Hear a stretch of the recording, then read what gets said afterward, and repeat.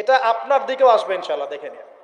আর কিছু আছে চিলে কান নিল টাইপের মানুষ, যা দেখবে অনলাইনে যা আসবে দেদারসে প্রচার করা শুরু করবে।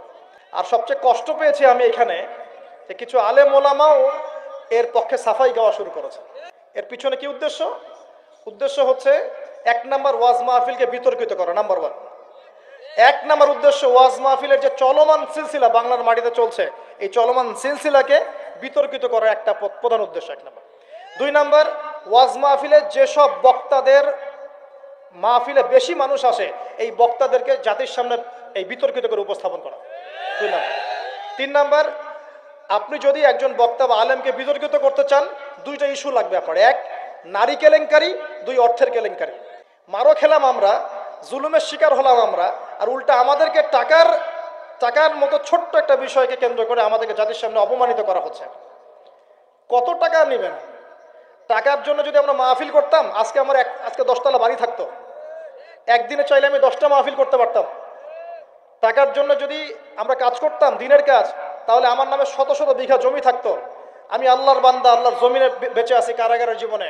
আমার 100 কোনো জমি নাই পৃথিবীতে এখন, 100 না, আল্লাহর কসম করে বলতেছি। আমার দুইটা পরিবার ভাড়া থাকি আমরা, প্রত্যেক মাসে ভাড়ার টাকা গুনতে হয় আমাদেরকে। টাকা পয়সা দিয়ে মাহফিল কিনে নিয়েছে।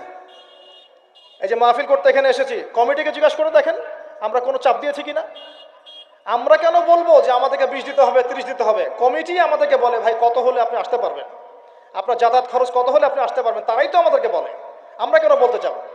আর তাদের যাতায়াতের কষ্ট আছে না, এই কস্টিংগুলো দেখবে না তারা? এখানে সবচেয়ে ন্যাক্কারজনক হচ্ছে যে মার খেয়েছে, যে জুলুমের শিকার হয়েছে, তাদের বিরুদ্ধে সাংবাদিকরা কলম ধরেছে। আশ্চর্য। অথচ একটা ন্যাশনাল নিউজ করতে হলে, কিছু প্রচার করতে হলে পক্ষে বিপক্ষে দুজনে কথা শুনতে হবে কি না? আপনি যারা মারলো তাদেরকে গিয়ে বলছেন কেন মেরেছেন, আর যারা মার খেলো ওদেরকে কিছুই বললেন না। আমাদের নাম্বার ফেসবুকে available, WhatsApp number available, phone করে তো বলতে পারতেন যে ভাই আসলে কি হয়েছিল ঘটনা। তাহলে বোঝা যায় এর পিছনে একটা গভীর ষড়যন্ত্র আছে। ষড়যন্ত্র এক নাম্বার, আমাদের অবস্থা কিন্তু দেশে ভালো নয়। ষড়যন্ত্র এক নাম্বার হচ্ছে হকপন্থী আলেম ওলামাদেরকে সমাজ থেকে মাইনাস করে দেওয়া, একটা উদ্দেশ্য এক।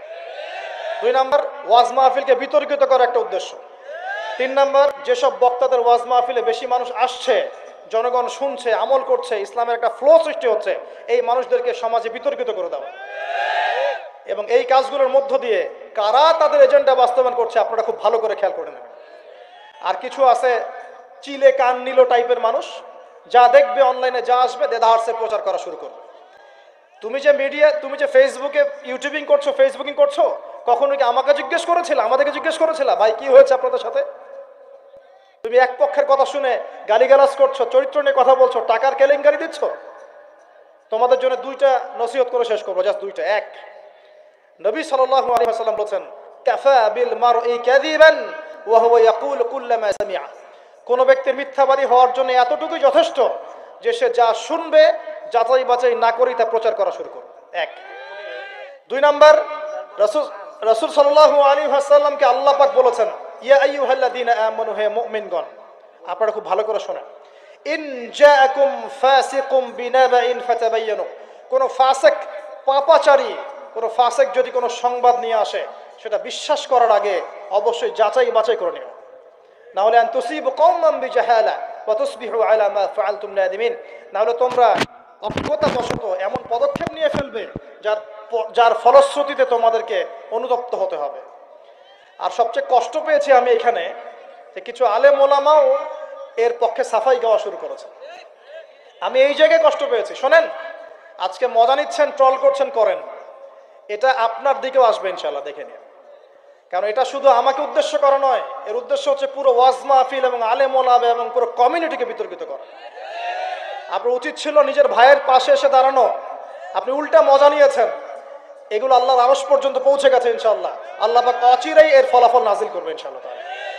আমি তো কিছু করতে পারবো না, মামলা দিয়েছি, মামলার কি হবে আল্লাহ ভালো জানে। উল্টা তাদের পক্ষেই মানুষ কাজ করছে। আমি শুধু এতটুকু বলছি, আল্লাহর কাছে হাত তুলে দোয়া করছে, আল্লাহুম্মা ইন্না নাজআলুকা ফি নুহুরিহিম ওয়া নাউযু বিকা মিন শুরুরিহিম, আল্লাহুম্মা আকফিনিহিম বিমা শি'তা, আল্লাহুম্মা মুনজিলাল কিতাব ওয়া সারি'আল হিসাব। ইহজিমিল আহজাব আল্লাহুম্মা ইহজিমহুম ওয়া জালজিলহুম। এই দোয়ার অর্থ যারা বুঝবেন জেনে নিয়েন যে আমি কি দোয়াটা করেছি। আমি আল্লাহর কাছে দোয়া করছি আল্লাহ পাক সত্যের পক্ষে থাকেন, মিথ্যার বিপক্ষে থাকেন। এখানে ইসলামের বদনাম হয়েছে, আলেমের বদনাম হয়েছে, এবং আল্লাহর দ্বীনের দায়ীদের গায়ে আঘাত এসেছে, ইউটিউবারদেরকে আঘাত করা হয়েছে, এবং মিথ্যা প্রোপাগান্ডা চালিয়ে চরিত্র হনন করা হয়েছে। আল্লাহর কাছে দোয়া করছে আল্লাহ পাক যেন একাই এই জালেমদের বিরুদ্ধে আমাদের পক্ষে যথেষ্ট হয়ে যান ইনশাআল্লাহ। আমরা দোয়া করছি আল্লাহ পাক যেন এদের এবং আমাদের মাঝখানে ফয়সালাকারী হিসেবে আল্লাহ পাকই যথেষ্ট থাকেন ইনশাআল্লাহ। আল্লাহুম্মা মুনজিলাল কিতাব, আল্লাহ পাক কিতাব নাজিলকারী, সারিআল হিসাব, দ্রুত হিসাব গ্রহণকারী, ইহজিমিল আহজাব, এই জালেমদের এই দলটাকে আল্লাহ পাক ভেঙে দিবেন ইনশাআল্লাহ। আল্লাহুম্মা জালজিলহুম আল্লাহুম্মা ইহজিমহুম ওয়া জালজিলহুম, আল্লাহ পাক এদেরকে বিধ্বস্ত করবেন, এদের পাগুলোকে ভূমিকম্পের মতো কাঁপিয়ে দিবেন ইনশাআল্লাহ তাআলা। নবী সাল্লাল্লাহু আলাইহি ওয়াসাল্লাম, লাস্ট কথা, নবী সাল্লাল্লাহু আলাইহি ওয়াসাল্লামের উপর অত্যাচার আসলে তিনি দুই রকম সুন্নত দেখিয়েছেন।